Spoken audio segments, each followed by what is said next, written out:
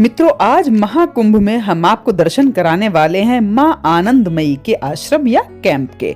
और माँ आनंदमयी के बारे में अगर बात करें तो माँ आनंदमयी का जन्म 30 अप्रैल सन 1896 वर्तमान बांग्लादेश के ब्राह्मणबाड़िया, जो तत्कालीन समय में तिप्पेराहा कहा जाता है, कि ग्राम खेउरा में हुआ था। उनके पिता श्री विपिन बिहारी भट्टाचार्य मूल रूप से त्रिपुरा के विद्याकूट स्थान से और वैष्णव गायक थे। उन्होंने अपनी पुत्री का नाम निर्मला सुंदरी रखा था। निर्मला सुंदरी ने सुल्तानपुर और खेउरा के स्थानीय ग्रामीण स्कूलों में आरंभिक शिक्षा ग्रहण की थी और भक्ति भाव तो उन्हें अपनी माँ से ही विरासत में मिला था। उनकी माँ जो थी वो मोक्षदा सुंदरी भी अक्सर ईश्वर की प्रार्थना में भाव समाधि में चली जाती थी और उनकी माता मोक्षदा सुंदरी ने आगे चलकर संन्यास लिया, जिसके पश्चात उनका नाम मुक्तानंद गिरी हो गया। ऐसे धार्मिक वातावरण के परिवार में मां निर्मला का बचपन बीता। निर्मला जी के मन में बचपन से ही भगवान श्री कृष्ण के प्रति अगाध प्रेम था। वह प्रायः समाधि अवस्था में भी चली जाती थी।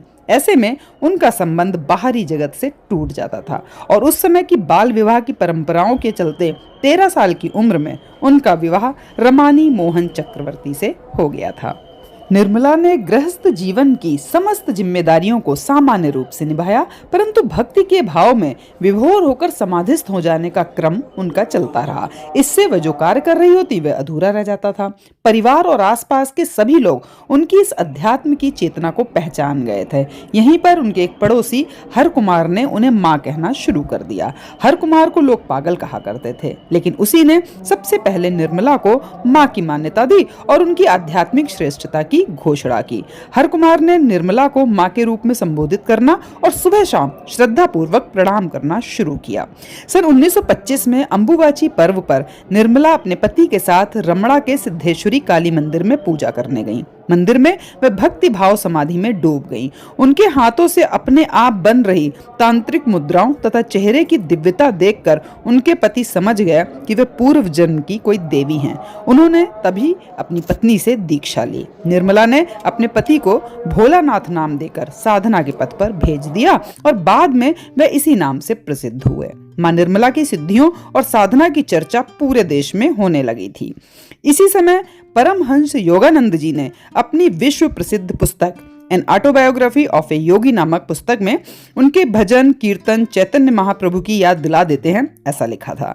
तो मां निर्मला ने 26 वर्ष की अवस्था में पहला प्रवचन दिया था। सन 1932-33 में जवाहरलाल नेहरू उत्तराखंड की देहरादून जेल में कैद थे। मां आनंदमयी भी उन दिनों देहरादून में ही थी। वहीं जवाहरलाल नेहरू की पत्नी कमला और बेटी इंदिरा किसी माध्यम से मां आनंदमयी के संपर्क में आकर उनके अनन्य भक्त बन गए। इंदिरा गांधी अक्सर मां आनंदमयी से मिलने कनखल हरिद्वार उनके आश्रम में जाया करती थी और उनके साथ संजय गांधी भी मां आनंदमयी के पास जाते थे। कहा जाता है कि इंदिरा गांधी को उन्होंने एक रुद्राक्ष की माला दी थी, जिसे उनकी जीवन रक्षा के लिए हमेशा पहने रखने का आदेश दिया था। बताते हैं कि जिस दिन इंदिरा गांधी की हत्या हुई उस दिन वह माला उनके गले में नहीं थी। उन्होंने उसको मरम्मत के लिए उतार दिया था। आनंदमयी मां ने 27 अगस्त 1982 को देहरादून उत्तराखंड में अपनी देह लीला पूर्ण की थी। उनके देहावसन के 2 दिन बाद उन्हें कनखल हरिद्वार स्थित उनके आश्रम में महासमाधि दी गई थी।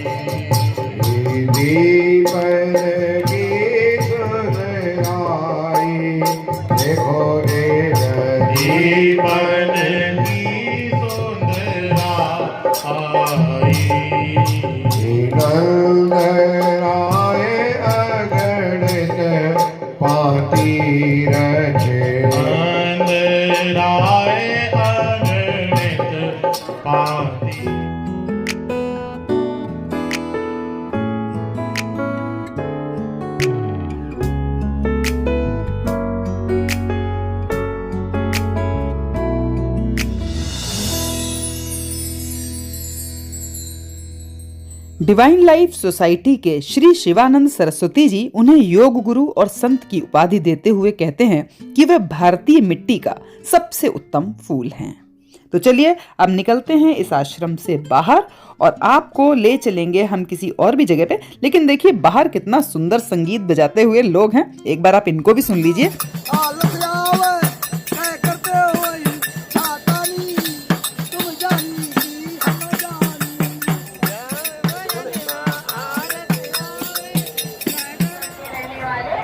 तो मित्रों मिलती हूँ आपको अगले वीडियो में नई जगह और नई कहानी के साथ। तब तक के लिए हर हर शंभू, जय माँ गंगे।